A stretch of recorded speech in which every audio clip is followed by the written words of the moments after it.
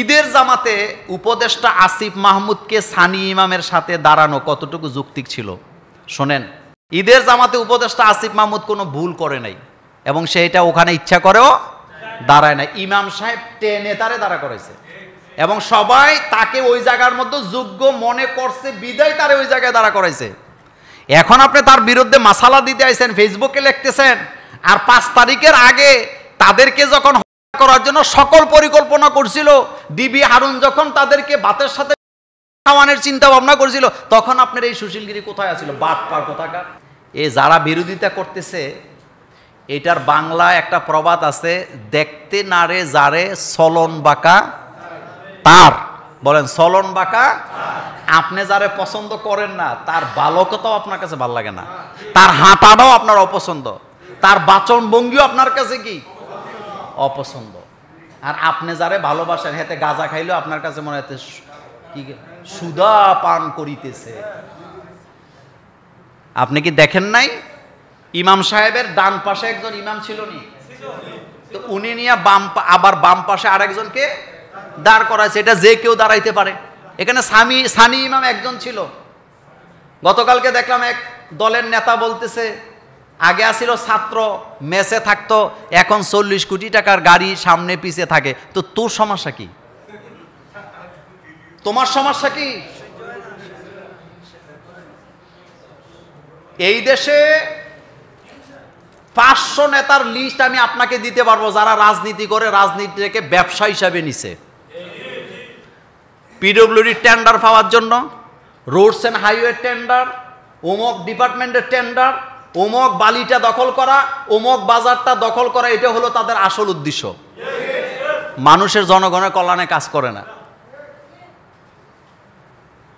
সেজন্যে তারা এই জিনিসগুলো ছড়াইছে। সে সামনে তো সামনে আপনি আগের ভিডিও কেন দেখেন না? তাকে তো ইমাম সামান্য তার পাশে দাঁড়া করেছে। সে কি নাজায়েজ কোনো কাজ করছে? আরে বেটা,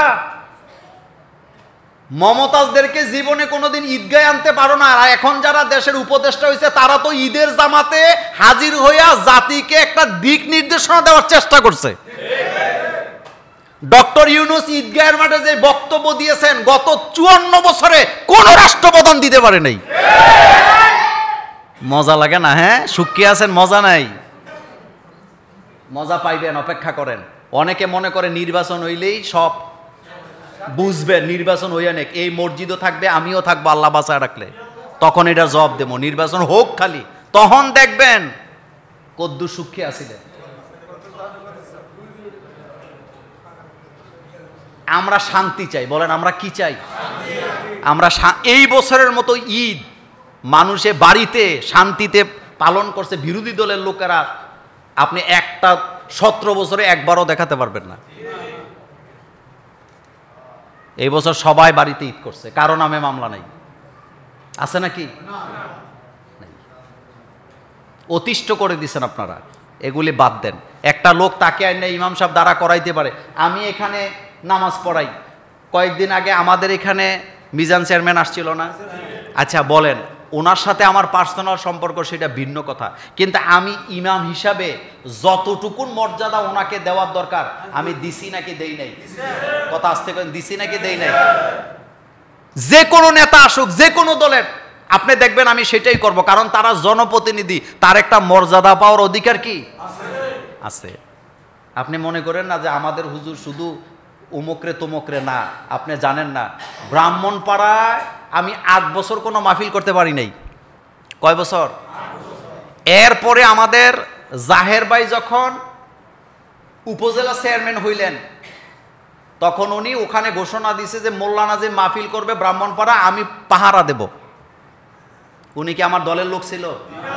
কিন্তু উনি একথা কেন বললেন?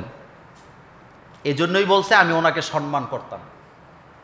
একটা মজার কথা বলি, নোয়াখালী এক মাহফিলে গেলাম, হাজার হাজার মানুষ। তো আওয়ামী লীগের এক প্রার্থী, উনি ওই এলাকার আবার আওয়ামী লীগের সেক্রেটারিও ছিল। কথাটা মজা পাবেন, শুনে রাখেন। তো ওনারা নির্বাচনী ক্যাম্পিং চলতেছে, উনি রাতের 11টার পরে আসছে।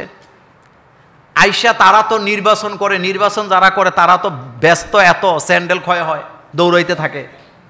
মাহফিল কমিটির সিদ্ধান্ত হলো ওনাকে এখানে বক্তৃতা দিতে দিবে না। উনি স্টেজে উঠছে, উঠার পরে আমি কিন্তু ওয়াজ করতেছি, আমি শুনতেছি তারা বলতেছে কোনো নেতা টেতা বুঝি না, কোনো বক্তৃতা চলবে না। এ কথাটা আমার কানে গেছে। কানে যাওয়ার পরে আমি চিন্তা করলাম, একটা মানুষ, সে তো নেতা, হোক যেই দলেরই, এটা বক্তৃতা দিয়ে চলে যাক, আমাদের কোনো সমস্যা আছে? নাই। আমি ওনারে মাইকটা দিলাম, আমি বললাম যে আমার পক্ষ থেকে আমি ওনাকে 2 মিনিট দিলাম। লোকটা 2 মিনিটই বক্তৃতা দিল। কয় মিনিট? 1 মিনিটও বেশি নেয় নাই, দিয়ে উনি চলে গেছে। উনি এলাকায় নির্বাচনে পাশ করছে। নির্বাচনে পাশ করার পরে উনি ঘোষণা দিয়েছে প্রথম কথাটাই যে আমার এই অঞ্চলে মোল্লা নাজিমের মাহফিল যেখানে হবে আমি সেখানে পাহারা দেব। একটা মাহফিল বন্ধ হইতে উনি দেয় নাই ওই এলাকায়। আচ্ছা, আমি ওনারে সম্মান দিছি কয় মিনিটের? এখন উনি সারা জীবনে আমার বক্ত হইল কেন? মানুষের সম্মান দিলে কি পাওয়া যায়? সম্মান পাওয়া যায়। আপনার এই জুমুর যে আসবে তারে আমরা সম্মান দিব, কোনো সমস্যা আছে?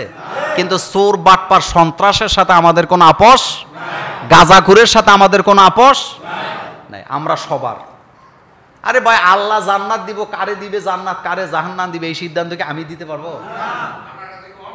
আল্লাহর কাছে কোনো কিছু অভাব আছে? অল্প না, আল্লাহর কাছে কি আছে? অনেক বেশি আছে। সেজন্য কথাটা লম্বা হয়ে গেল। ঈদের জামাতে উপদেষ্টা আসিফ মাহমুদ কোনো ভুল করে নাই, এবং সেইটা ওখানে ইচ্ছা করেও দাঁড়ায় নাই। ইমাম সাহেব টেনে তারে দাঁড়া করেছে, এবং সবাই তাকে ওই জায়গার মধ্যে যোগ্য মনে করছে বিদায় তারে ওই জায়গায় দাঁড়া করাইছে। এখন আপনি তার বিরুদ্ধে মাসালা দিতে আইছেন, ফেসবুকে লিখতেছেন, আর 5 তারিখের আগে তাদেরকে যখন করার জন্য সকল পরিকল্পনা করছিল, ডিবি হারুন যখন তাদেরকে ভাতের সাথে খাওয়ানোর চিন্তা ভাবনা করছিল, তখন আপনার এই সুশীলগিরি কোথায় আছিল? বাটপার কোথাকার। সিন্নি কার দ্বারা খাইছো? মোল্লা ছিল না।